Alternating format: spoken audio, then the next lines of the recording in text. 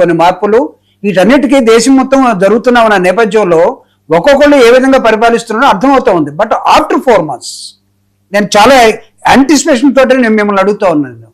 మీరు చాలా ప్రశ్నలకి సమాధానం చెప్పలేని దశలోకి పాలకులు పోబోతా ఉన్నారు. ఈరోజు మీరు కాక్రోచ్ ఉద్యమం చూడండి, అది ఫిజికల్ రూపం తెచ్చుకుంది.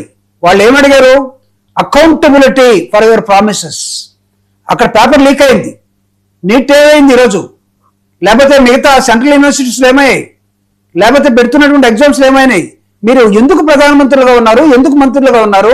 ఎందుకు మీరు ఎలక్షన్లోకి వచ్చారు? ఈ రోజు మీ దగ్గర నుంచి సమాధానం ఎందుకు రావట్లేదు? 18 years యూత్ అడుగుతా ఉన్నారండి, నాట్ 74 years 76 years.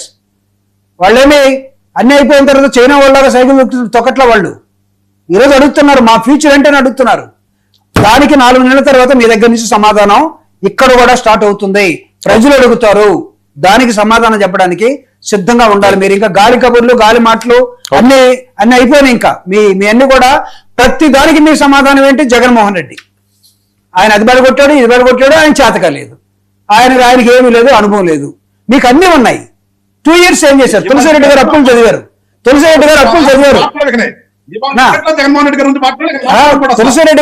చదివారు. తర్వాత రీఆర్గనైజేషన్ యాక్ట్ ప్రకారం రాష్ట్రం ఎడగొట్టే అది కూడా మీరు తేలేకపోతున్నారు.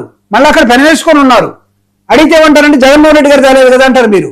మళ్ళీ మమ్మల్ని ఇందాక వర్మ గారు చాలా స్పష్టంగా అడిగారు, అది తీసేయండి సార్, ఆయన అయిపోయింది కదా, మీరు వచ్చారు కదా, మీరేం చేస్తున్నారు చెప్పమన్నారు.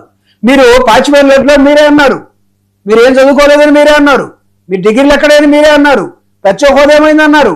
ఈ రోజు మీరు అందరూ కలిసి ఉన్నారు. తీసుకురండి బాబు, దేశమే రాష్ట్రమే అప్పుల్లో పోబోతా ఉంది.